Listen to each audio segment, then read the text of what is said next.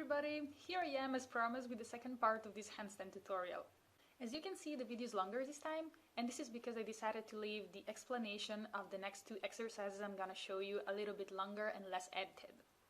So this video will be a little bit like a short lesson. I kept it so because I thought it would be helpful to see it without any cuts, but actually noticing what happens in between all the handstands I am doing.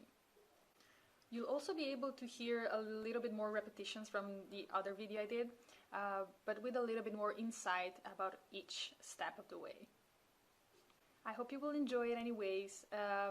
Please let me know in the comments which one you prefer the most. I enjoyed doing both styles, so just let me know if there's one that was better for you to learn. One little thing before starting. I've been told that from the previous video on exercise number 2, it might be a little bit scary for some people to go up in a handstand that way. So I decided to show you another version in case you might have this problem, like this fear of falling on the other side. And to show you that you don't need flexibility to do so, I'm gonna do these jeans, which are not elastic. So you will not need to be flexible for this one. So you can simply do this. Basically, you're gonna walk over the wall. You're gonna do that. Go closer with your arms to the wall, and at the same time, you're gonna just walk over. See? And the same thing to go down. You can go like this. Oppa, oppa, oppa. So I hope this will help the people who had troubles with the last video. So now that we're done with all the intros, let's start with exercise number 3. This will be about going up in a handstand one more time, but this time you will not start from standing. You will start actually from the floor, and we will see now how to do that. We're gonna use gravity to help us go up, because as I said before, you don't need to push yourself so much to go in a handstand.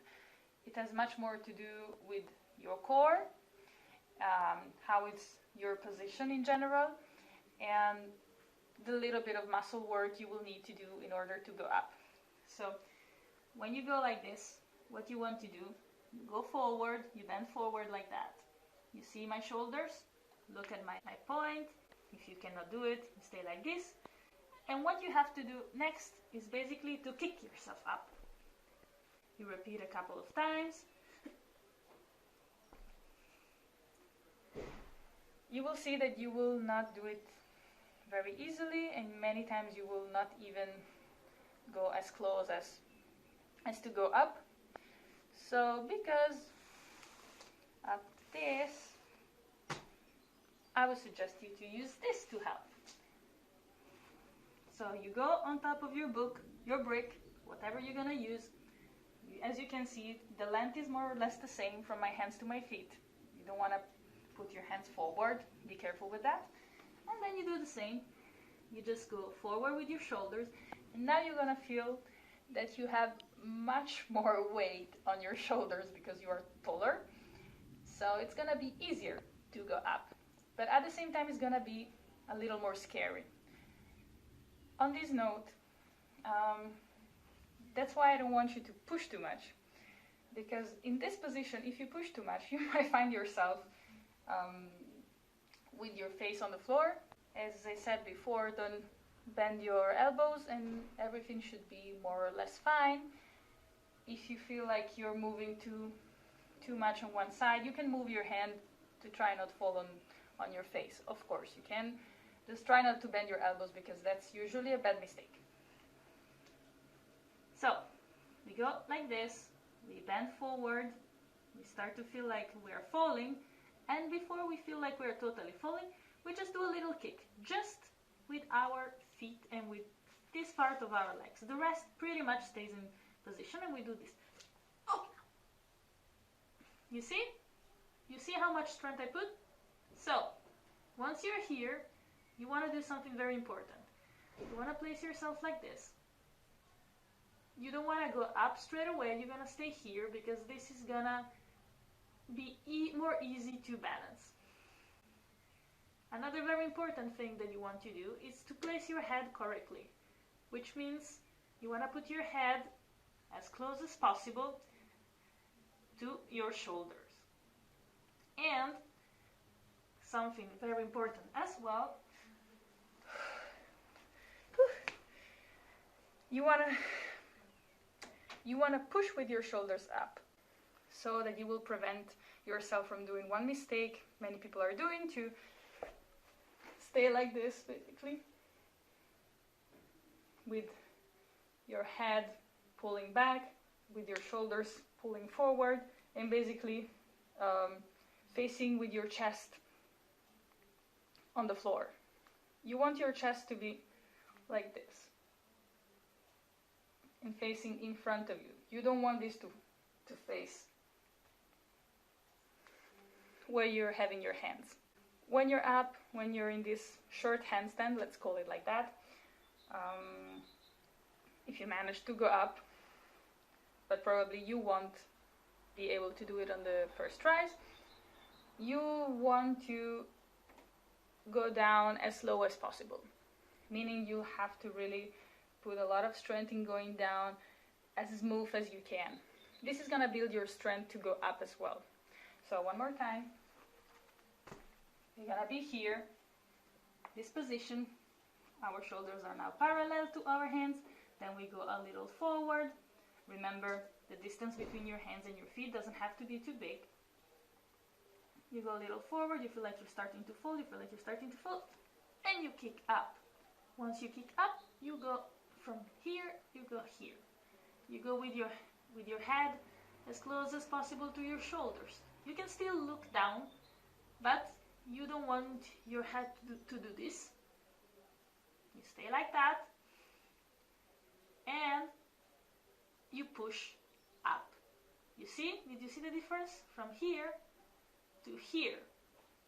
And then you go down slowly.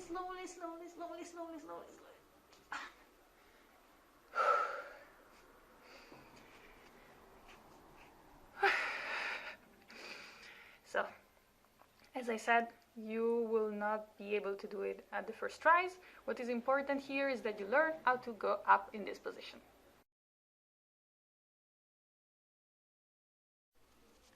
So before we saw how to go in the short handstand position, now we're gonna focus on how to stay in that position.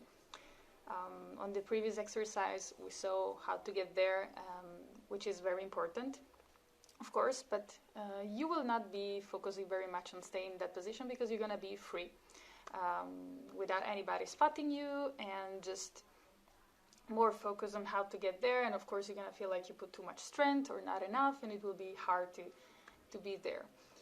That's why we need a wall, or like in this case, a door from a very big closet.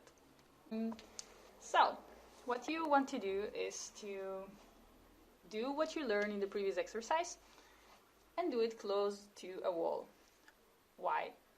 Obvious, because you're gonna have the wall supporting you and keeping you from falling on the other side. So you can finally focus on how to get up and how to stay in the correct position. To do that,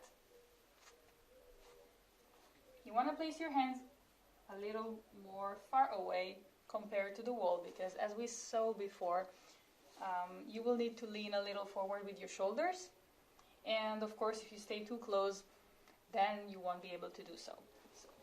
Just gonna do that. As you can see, I am quite far. I don't know if you can see it properly, but I'm about this far from the door. So I'm gonna stay in this position again, put my feet up, you see? Lean in with my shoulders, go a little bit in the front, feeling like I'm falling, and kick up. Okay? So now we're gonna go up.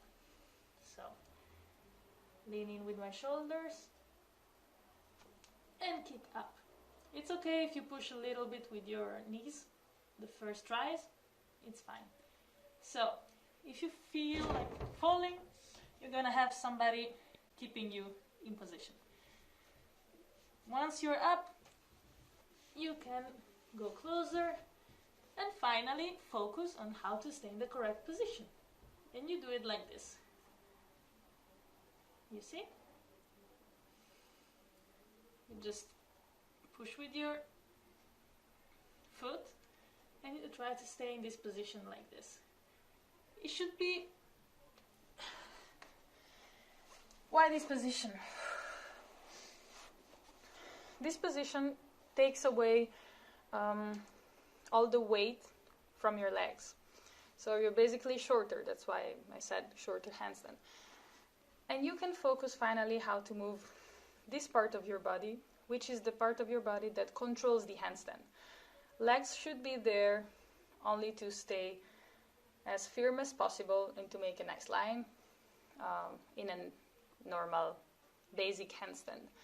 So this position allows you to understand how is your body working. Something that you can do as well while you have a wall behind you and you try to stay on your own in this shorter position is to focus on how to get your shoulders up, which is what we were talking previously about, which is extremely important. When you do this, you will feel straight away lighter, but at the same time off balance a little bit, like you cannot control the situation so much anymore. But having less weight without having your legs up, it should make it easier. So let's try one more time. Just gonna go a little far from the wall or door, whatever it is. Go up with our feet. Go forward with our shoulders and just gonna do a little kick. And then, oh, I'm falling. Okay, never mind. Just gonna go forward, slowly, try to stay. You probably won't make it. Just do like this several times. Once you are there, more or less, you just go up with your shoulders. You see the difference? Another thing you might want to do is to go closer once you are up to the wall, to prevent something that happens very often, especially with people who are a little bit more flexible, which is to do this with your butt in order to be closer to the wall. So go closer to the wall with your hands, slowly, and then you can do this instead. Remember all the things you've learned in the previous exercise, meaning go up with your shoulders, stick your head closer to your arms in order to have your ears close to your shoulders, and then try to separate yourself from the wall. And when you go down extremely slow. So thank you so much for watching this other video. I hope you enjoyed this tutorial and the whole of it. And now I can tell you also why I actually had to do it in this weird way. These videos you saw were videos I made previously before deciding to redo the whole videos and actually do tutorial number 1. But I had to use those clips as well because I actually hurt my wrist. So, and I decided to take a little break from handstands because I had this problem last year already and it took me several months to recover. So I will have to stop for a while doing handstands, but you guys continue. And in the meantime, I will think about the next tutorial. It will probably be splits because I've been asked this as well. So I will think about this one, and for this I have no problems yet. And that's it. See you next time. Take care. Bye.